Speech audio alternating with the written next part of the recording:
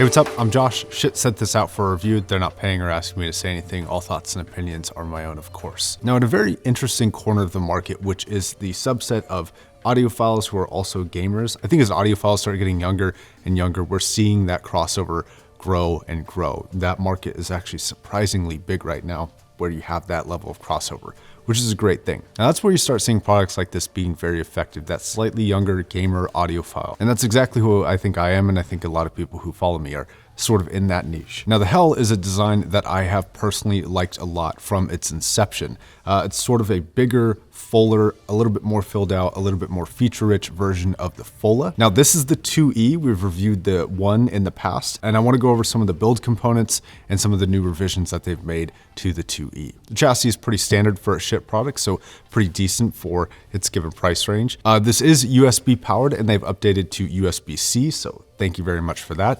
You do need a wall outlet of some kind to power this, and then a separate USB input if you're going to use this as a USB device. Though you do have two options for digital inputs, one being that USB-C, the other one being an optical input. Now that optical input replaced the analog input, which they no longer have. I guess not a lot of people are using that.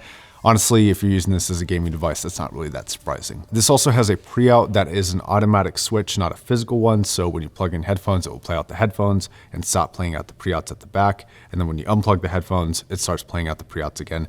Notably though, it is at the same volume if you're using it with powered monitors. If you're unplugging your headphone at that same volume on the dial, or on high gain, for example, it could be quite loud. So be very careful of that. This is usable with a lot of devices, including PC, Mac, PS4, PS5, Xbox, and the Switch, and anything that probably has an optical output like a TV. And they've changed the DAC into an ES9018 DAC. This thing has also seen a slight bump in power of a 20% increase. Into 16 ohms, it puts out about 1.3 watts. Into 30 ohms, it puts out about 1.2 watts. And about 800 milliwatts into 50 ohms. This is enough for most headphones. There are some sound quality components that I want to talk about with this device in a second, but I think most headphones, including most gaming headphones, are going to be powered just fine off of this, as well as quite a large selection of audiophile grade headphones. Now for the sound quality, I have to admit here, I'm a little bit spoiled with the similarly priced Topping DX3 Pro Plus. I think going from that device, which offers one thing, which is just purely the best sound quality it can push out for the price range, going from that to this does feel a little bit less satisfying to listen to, especially on some more expensive headphones that are more in the hi-fi realm. Now I really listened to this on 3 headphones versus that DX3 Pro Plus, and then again against my reference system right here, which is a very expensive D90 SE and Topping A90. Now that's overkill and that's not fair, but it's a reference point for a reason. I'll talk about that when I talk about the last headphone we're going to talk about.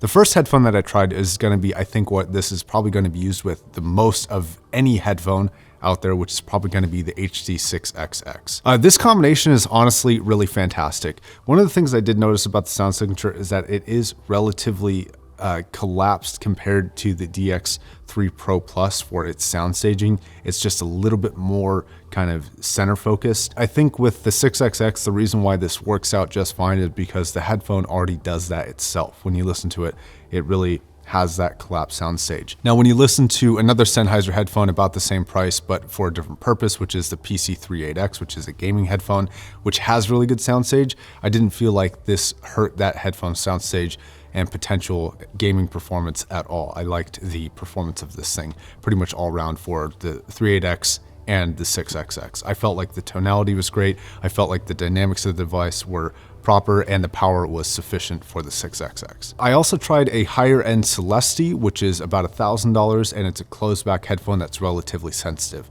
Now the sensitivity was an interesting thing to pay attention to here, because while this did feel very detailed, I felt like in high gain, it actually felt a little jumpy and overly dynamic, not necessarily what I would consider to be proper, because it wasn't equivalent in all areas. So you had the more dynamic top end than the bass response. Even though the bass response is sufficient for this, I didn't feel like it was equivalent for its dynamics in all regions. Now, I wouldn't call the performance of this on the Celeste bad at all. I think for $200, this is perfectly fine, especially considering all the other things that it does, including its microphone input, which we will talk about in a second. The last headphone, which is a totally unfair headphone to use on it, was the Diana TC. The reason this is a good test bench headphone is because this can really tell you what an amplifier's true nature is. And this is actually where I noticed the bulk of its limitations as a device. Now, I think for $200 with its features, the sound quality coming out of this with the power that it has is totally a passable amount of power and a usable and good amount of sound quality. But when comparing to a reference sound like the A90, the soundstage again is a little bit more collapsed. The bass response is not quite as lush and rich and thumpy as the A90 is.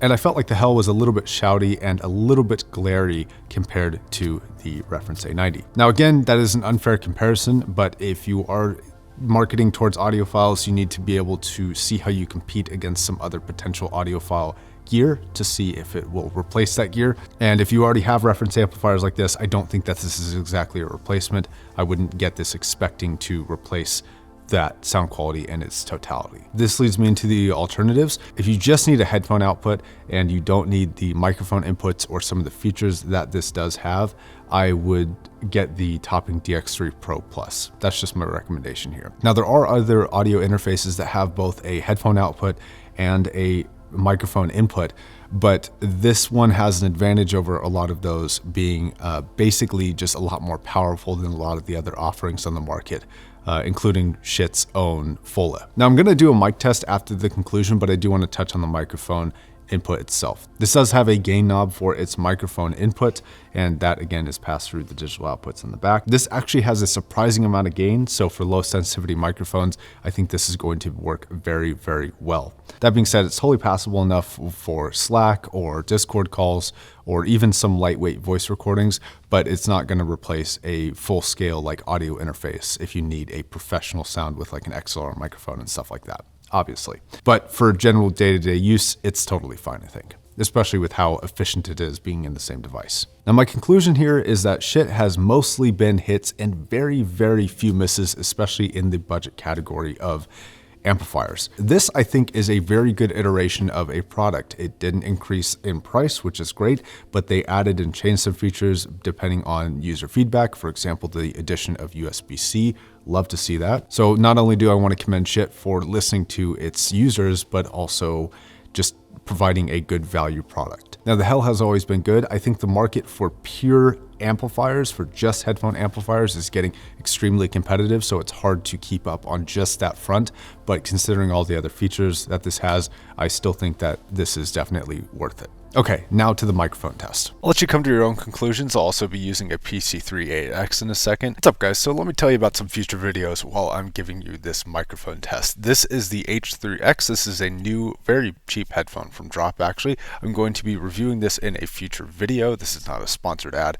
It's just a good time to plug some future content so that you can subscribe. Now, both the H3X and the PC3-8X and the Mk.2E will be in a future video all about gaming audiophile gear in 2022. Now, on this particular headphone, I did have to turn the gain down a lot from the H3X, which I will have to notate in the review of this that it is a relatively insensitive microphone compared to more of my reference. That's going to be the review of the Mk.2E. Thank you very much for watching. I'll see you guys next time. Bye.